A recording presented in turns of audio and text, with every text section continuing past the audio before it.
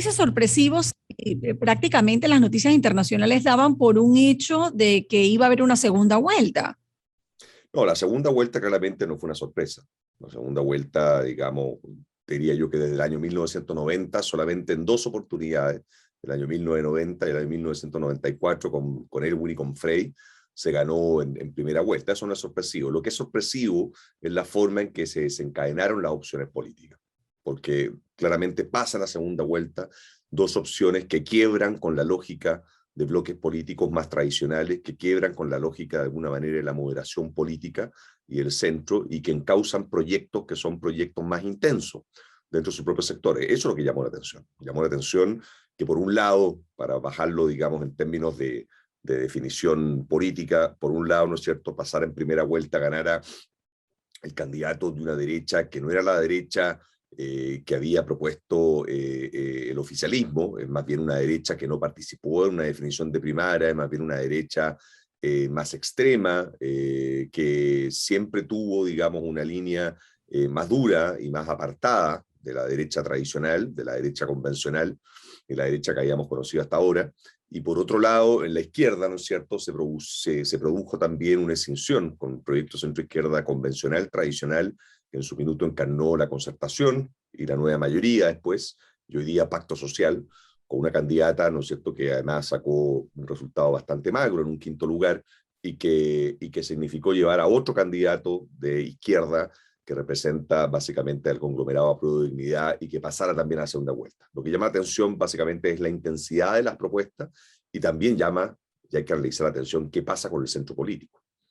Claro, y también, y le saluda Mirna, me llama la atención un Hola, poco, señor Cruz, el tema, el titular del País de España, dice, el orden o el cambio. José Antonio Cast y Gabriel Boric defienden dos modelos distintos de país. No, los chilenos se enfrentan justamente a esas dos vertientes, al orden o al cambio. Bueno, yo creo que ahí hay una clave para ver qué va a pasar para la segunda vuelta. Si esto va a ser un discurso o una propuesta, primero digo, te analizo, digamos, la oferta política, después te analizo lo que yo creo que pasa, digamos. O sea, llama la atención que esta es una elección en donde gana una opción que precisamente estuvo, por decirlo, en la antípoda de lo que fue el proceso de convención constituyente. El proceso de convención constituyente, recordarán la gente que nos escucha, hace un año atrás vivió, dio por 80% la opción preferente de tener un proceso convencional, un proceso constituyente, abierto, de discusión de nueva constitución. Y el candidato que hoy día gana en primera vuelta fue un candidato que se opuso a ese proceso. Entonces cuesta leer en un año, digamos, es un poquitito, por decirlo, esquizofrénico esto, que el mismo electorado, estoy haciendo una analogía gruesa, digamos, pero que el mismo electorado que de alguna manera estuvo a favor de una aprobación de una nueva constitución, es el mismo electorado de alguna manera que en su minuto estuvo en contra de, es el mismo electorado, perdón, que hoy día de alguna manera no gana y le da la votación al candidato de derecha que se opuso a ese proceso. Eso es lo primero. Lo segundo, de alguna manera, el tipo de modelo de sociedad que queremos tener. Efectivamente se ha planteado, ayer el candidato Kast decía, esto es una elección básicamente entre la libertad y el comunismo. Esto a propósito de que la opción de izquierda efectivamente tiene como alianza o como partido, uno de sus partidos aliados al Partido Comunista. Entonces yo creo que aquí lo que vamos a tener van a ser básicamente dos formas de enfrentar esta segunda vuelta.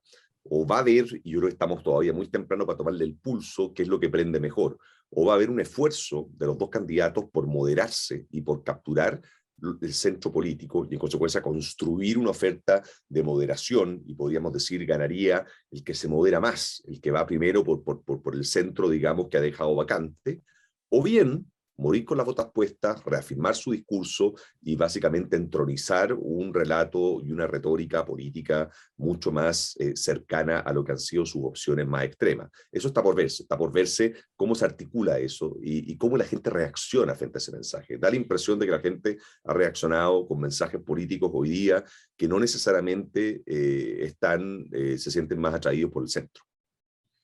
Dice la BBC, el diario La BBC de Londres, elecciones en Chile, este es un verdadero punto de inflexión porque el país podría ir en ambas direcciones, consolidar la democracia o erosionarla. ¿Lo siente usted así? No, yo creo que tanto como decir de que si gana un candidato u otro, la democracia se va a infligir, digamos, un daño, me parece que es un extremo. Yo lo que sí creo es de que hay un punto de inflexión respecto a la opción política que se quiere tener por los próximos 4 años, digamos. Hay un punto de inflexión respecto, de alguna manera, a las estadísticas y respecto a lo que hemos vivido todo este tiempo en materia electoral. O sea, Chile es un país que generalmente, desde 1990, ha tenido una primera vuelta de un candidato que se posiciona después también para la segunda como ganador. Hay que leer qué pasa, digamos, si eso se cumple, no se cumple esta vuelta. Chile es un país que tiene por primera vez un candidato, en este caso podríamos decir por los dos lados, digamos, que no representan los bloques tradicionales de la política como la veríamos viendo desde 1990 en las postrimerías de Pinochet. Eh, yo creo que esta sigue siendo la elección más incierta y polarizada que ha tenido el país desde 1970, a ese nivel. Creo que en los últimos 50 años nos habíamos enfrentado efectivamente una elección con este nivel de impredecibilidad, con este nivel de polarización y con este nivel, digamos, de incertidumbre respecto a cómo se configura el mapa político. Solamente para recordar, Chile es un país que desde 1990, y vuelvo a esa fecha porque fue la fecha, hacemos un paralelo con Panamá, ¿no es cierto?, en Dara Elwin, donde se reordena el mapa político en democracia y se produce básicamente la construcción de dos bloques, un bloque de centro-derecha, un bloque de centro-izquierda. Eso se rompió, eso se quebró. Hoy día tenemos un sector político que es mucho más disperso, yo diría a 3/3 o a 4/4 incluso, y es lo que se está viviendo ahora en este balotaje. ¿Cómo se consolide el mapa político de ese sector? ¿Cómo persevere? Y ojo, ¿qué va a pasar en el Congreso también? Porque esto hay que analizarlo desde el punto de vista, todos sabemos que los regímenes presidencialistas, los test de gobernabilidad no solamente dependen de las opciones presidenciales, dependen también de cómo son capaces de construir mayorías y apalancarse legislativamente en el Congreso. Que ahí también hay algo interesante que analizar. Tenemos un Congreso también fragmentado en 4 partes, digamos, en 4 mitades, y va a ser interesante de ver a qué se apela en el Congreso para poder construir también mayoría. También el candidato Boric ha dicho en reiteradas ocasiones y ha apelado a los chilenos a no tener temor al cambio. ¿Ese puede ser parte del problema de Boric, que no llegó todavía a esa mayoría, que el chileno le tiene temor a ese cambio o la simple palabra del comunismo le aleja del candidato? Fíjate que yo creo que aquí el tema del cambio funciona como un factor, como un arma de doble filo. Por un lado es un catalizador de votaciones muy importante. O sea, si este es un país que no fuera adicto al cambio, o si este fuera un país que no tuviera una tendencia atávica al cambio, no habríamos votado con ese resultado abrumador el proceso constitucional de 1900 el año pasado, ¿te acuerdas? En donde básicamente el 52% del padrón, la elección de ayer, que también es otra clave que hay que tener sobre la mesa, votaron 48%, el 52% del padrón votó por un proceso convencional, es decir, básicamente el 80% del país se pronunció por un cambio, ¿eh? Y de alguna manera fue, por decirlo, la respuesta convencional del sistema político a las movilizaciones sociales que habíamos experimentado desde el denominado estallido social del año 2019. Pero por otro lado, como tú muy bien dices, por otro lado, se produce también, ¿no es cierto?, un temor, un miedo. Hay una atracción de alguna manera, tracción, no atracción, tracción respecto a cambios que te puedan generar daño, digamos, en el sistema. Hay una atracción de alguna manera hacia dar un salto al vacío, ¿eh? Y entregarse de alguna forma a cambios que te puedan cortar el modelo de sociedad o que te puedan generar un corte en las libertades. Entonces, es curioso, el cambio se comporta como un catalizador en donde el entusiasmo y el miedo juegan como drivers electorales y políticos factores distintos. Tengo a pensar efectivamente de que aquí esta es una elección que ha estado muy orientada por el miedo, muy orientada también por el tipo de sociedad que queremos proteger. Y con esa gran paradoja de haber precisamente un año atrás haber elegido un proceso constitucional. Y ojo, y aquí voy a poner otro tema sobre la mesa. No se ha discutido, no lo he visto en el análisis de prensa todavía, pero también puede haber aquí un elemento y un juicio de reproche al proceso constitucional. ¿En qué sentido? Claro. En que, sí, en el sentido de que el proceso constitucional encarnó una opción política muy abierta y yo creo que pueden haber algunos grados de decepción respecto al rendimiento político de ese proceso. Y como hay algunos grados de decepción, hay gente que dice, ok, yo voy por una opción política de alguna manera que se mostró antagonista con ese proceso. Yo creo que puede haber algo de eso también. Es un poco prematuro para sacar ese tipo de lecturas, pero sería interesante hoy día si hiciéramos un remake, digamos, de ver cuánto apoyan el proceso constitucional. Yo te aseguro que esa adhesión ha bajado.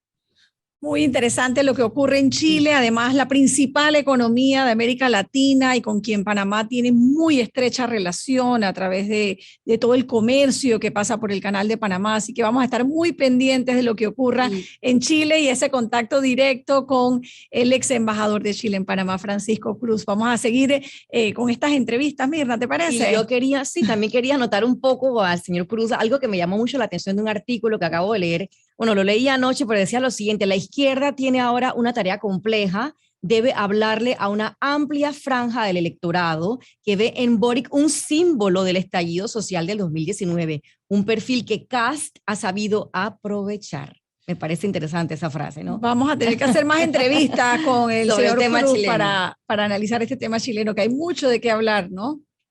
Vamos a ver cómo se comportan los acuerdos en menos de un mes que se tiene para la segunda vuelta. Esa es la gran paradoja, ¿no es cierto?, de estos regímenes presidenciales en donde tú tienes un balotaje que en básicamente 3 semanas tienes que o moderar tu discurso o potenciar tu discurso y tienes que de alguna manera achuntarle, ¿no es cierto?, y afinar un poco la puntería respecto a qué grande mayoría quieres construir, con quién, cómo y cuándo, digamos. Es muy poco Cualquier tiempo cosa puede hacerlo. pasar, claro. Sí, es muy poco tiempo, pero yo creo que es un tiempo en donde se va a poner a prueba eso. La y no hay que objeción de mayoría de cada despreciar candidato. y no hay que despreciar a los que votaron por las otras alternativas, ¿no? Que ahí quedan como que flotando, ¿no?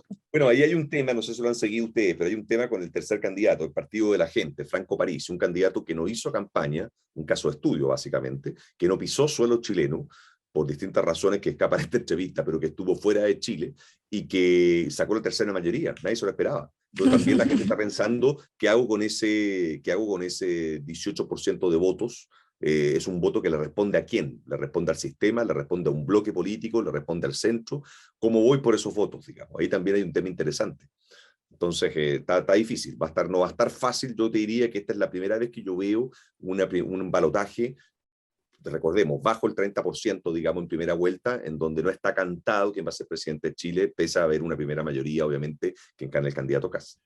Cualquier cosa puede pasar y bueno, aquí en Radio Panamá vamos a estar muy pendientes de lo que ocurre en Chile. Gracias al ex embajador Francisco Cruz por estar esta mañana en este contacto internacional aquí en directo a Radio Panamá. Muchas gracias a ustedes por la invitación. 7:09 minutos de la mañana. Tenemos que hacer una pausa, Mirna. Regresamos con lo que es tendencia en redes.